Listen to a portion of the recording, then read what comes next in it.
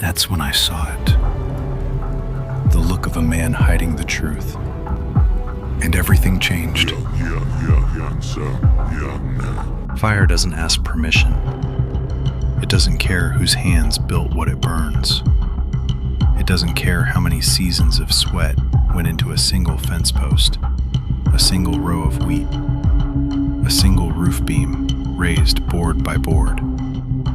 It simply takes. And in Hearthbrook, on a night no one saw coming, it took everything from one man. This is episode 2, and this is where the lying begins. Morning came the way it always did, quiet, golden, unaware of what had happened in the dark. But on Tobin's farm, the light fell on something different now. Ash. Charred fence posts, still warm to the touch. Months of work undone in a matter of seconds. Tobin didn't cry. He was long past that by sunrise. What he felt now was heavier than grief. It was anger. Quiet, controlled, and certain. Because Tobin knew something the rest of the village didn't want to believe. This wasn't an accident. There were people in Hearthbrook who smiled at Tobin's success and meant none of it. Jealousy has a long memory. Tobin had brought in a good harvest 3 seasons running, and he knew exactly the kind of person who'd want to see him fail. So he did the only thing he could. He went to the one man in the village with the power to actually do something about it. Mayor Aldric. Aldric, Tobin said, standing in the doorway of the mayor's home, his voice low and hard. Someone did this. This wasn't a spark. This wasn't bad luck. Someone burned my farm on purpose, and I want to know who. The mayor studied him for a long moment before answering. Tobin, I hear you, and I promise you, this will not be ignored. Give me a few hours. I'll call the village together. Everyone will be there. We'll get to the bottom of this. Tobin gave a small nod, unconvinced but out of options. Believe me, Tobin, the mayor added, softer now. Everything will be fine. Tobin wanted to believe him, but some promises are easier to say than to keep. He walked home alone, dust rising around his boots with every heavy step. And when he opened the door, his wife, Elin, was already watching him from across the room, reading his face before he said a word. What did he say? Tobin paused, a long, aching pause. There will be a meeting in a few hours. That's what he told me. Elin set the table anyway, because that's what you do when the world falls apart around you. You still make dinner. Bread, stew, a meal for a family trying, quietly, to hold itself together. No one touched it. Tobin sat and stared at his plate without lifting his spoon. Beside him, Elin pushed her food around her bowl, untouched. Their older son, Wyatt, stared at the wall, jaw tight. And little Cody, watching his parents, watching his brother, quietly set his own spoon down, too. No one said a word. No one needed to. Grief moves through a house like smoke. You don't see it spread. You just realize, one by one, that everyone in the room is breathing it in. But while Tobin's family sat in silence, somewhere else in Hearthbrook, a very different kind of silence was breaking apart. Not far from the village, hidden in the tree line, another group hadn't slept either, for a very different reason. Garrick's gang had spent the night in hiding, terrified that the fire they had started would lead the whole village straight back to them. A scout burst into camp, breathless, eyes wide. "Garrick, there's a meeting," A few hours from now, the mayor's calling everyone. Everyone, Garrick. That means us too. Panic spread fast around the fire. We can't go, one of them hissed. If we show up, they'll look right at us. We should run, leave the village for a few days. Garrick rose slowly. Firelight carved shadows across his face, and when he spoke, his voice was calm, commanding. The kind of calm that only comes from a man who has already decided how this ends. If we don't show up, that's exactly what will make them certain it was us. We go. The plan is set. We stand there like everyone Move else. quickly. We look them in the eye. And do That's not how you fail survive me. this. Not there by will hiding. Be no second chance. No one looked convinced, but they trusted him more than they trusted their own fear. So they agreed. They would go. By midday, Hearthbrook had gathered in full. Farmers, traders, elders, children clinging to their parents' hands. All of them pulled together by the same unspoken question. Who did this to Tobin? Mayor Aldric stood on the raised platform at the village center, Tobin beside him, and raised a hand for silence. Friends, he began, you all know what happened at Tobin's farm last night. He's one of our own. We will, Mayor. This village doesn't look away when one of us is hurt. His eyes swept the crowd. So I ask you all plainly, does anyone know what happened? Who is responsible? Silence answered him, a thick, uncomfortable silence. At the back edge of the crowd, Garrick's gang stood frozen, exchanging glances they hoped no one else could see. Garrick himself didn't move a muscle. And then, a stranger stepped forward. A lean man, plainly dressed, unfamiliar to every face in that crowd. Murmurs rippled outward as he raised his voice.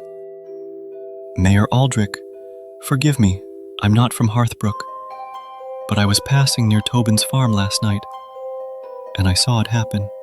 Or, I saw how it must have happened. Every eye in the village turned toward him. The mayor leaned in. There were travelers camped nearby, the stranger continued. A campfire, not far from the farm's edge. The wind picked up. An Emmy must have carried. That's all it takes this time of year. Dry grass, dry wood. It wasn't anyone's fault. It was just bad luck. It was a good story, simple, believable. Exactly the kind of explanation people reach for when the alternative is far more frightening to accept. Mayor Aldric turned to Tobin, nodding slowly. That would explain it, Tobin. I think this man may be right. But Tobin said nothing, because he already knew the story was wrong. He'd checked his farm's borders himself the night before, the same as every night of his life. There had been no campfire near his land, no travelers passing through, no embers on the wind. Someone was lying, and it was working perfectly. I'm sorry, Tobin, the mayor said, glancing at the climbing sun. I have business in the next village I can't delay. Let's close this meeting for now. If anything more comes to light, we'll speak again. And just like that, it was over. No culprit named, no justice given, just a convenient story, and a mayor in a hurry to be somewhere else. As the crowd emptied out of the square, two men found themselves looking at each other from opposite ends of the village. Tobin, walking home. Garrick, walking the other way. Neither said a word. It lasted only a second, that stare across the distance. But a second was enough. Tobin felt something shift in his chest, something he couldn't name yet, something that had nothing to do with proof and everything to do with instinct. The kind of feeling a farmer gets in his gut right before a storm hits, long before the clouds ever show up on the horizon. Then Tobin turned and kept walking, same as everyone else. Just another villager heading home after a long, disappointing meeting. But something in his chest told him the truth, even without a shred of proof. This fire had a face, and he had just looked it in the eye. Now let's go back, because the truth is, that stranger's story wasn't luck at all. It was bought and paid for, 1 hour before that meeting ever began. While Tobin sat frozen at his silent dinner table, and while the rest of the village slept uneasy, one of Garrick's men had already slipped out under cover of darkness, riding hard toward a neighboring village most of Hearthbrook had never even heard of. He wasn't looking for allies. He wasn't looking for supplies. He was looking for a liar. He found one waiting exactly where Garrick told him he would be. A man named Wren, sharp-eyed and unbothered. The kind of man who'd sell you the truth or a lie with the exact same friendly smile, so long as the price was right. Garrick met him alone, away from the rest of the gang, where no one else could listen in. "Wren, thank you for coming on such short notice." "You said this was important," the man replied, studying Garrick's face carefully, "and that it paid well." Garrick opened a small leather pouch. Emeralds glinted inside, catching the low firelight, and Wren's eyes flicked toward them for just a half-second longer than they needed to. "There's a meeting today," Garrick said. "All you need to do is tell them a story. A campfire, wind, bad luck, nothing more. You've never been to Hearthbrook before. No one will question a stranger passing through." Wren took the pouch, weighing it in his palm like he was pricing livestock. A slow grin spread across his face. "For this many emeralds," he said, "I'll tell them the sky did it."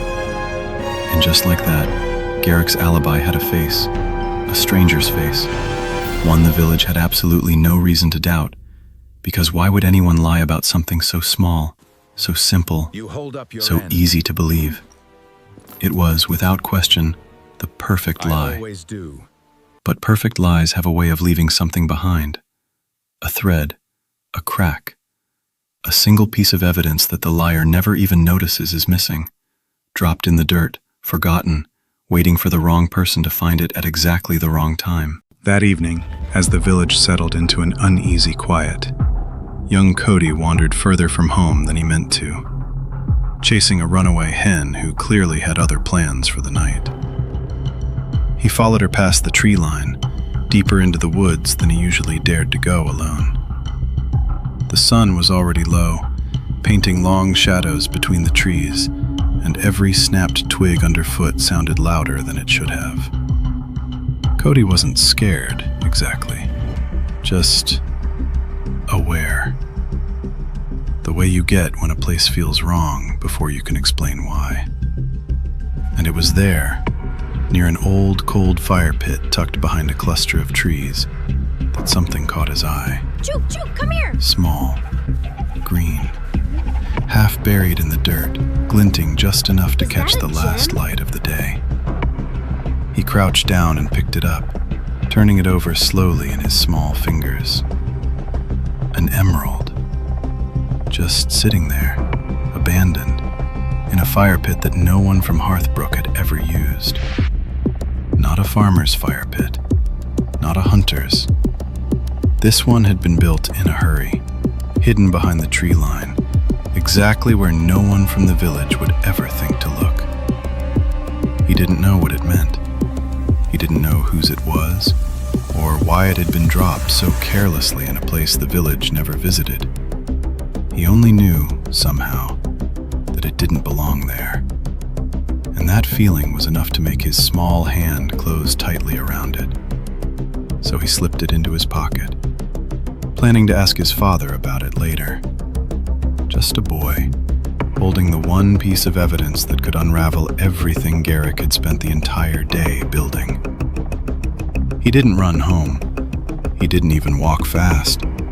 He had no idea what he was carrying, but somewhere across the village, in a hidden camp behind another line of trees, Garrick sat by his fire, believing, for the first time since the flames went up on Tobin's farm, that he had finally gotten away with it clean.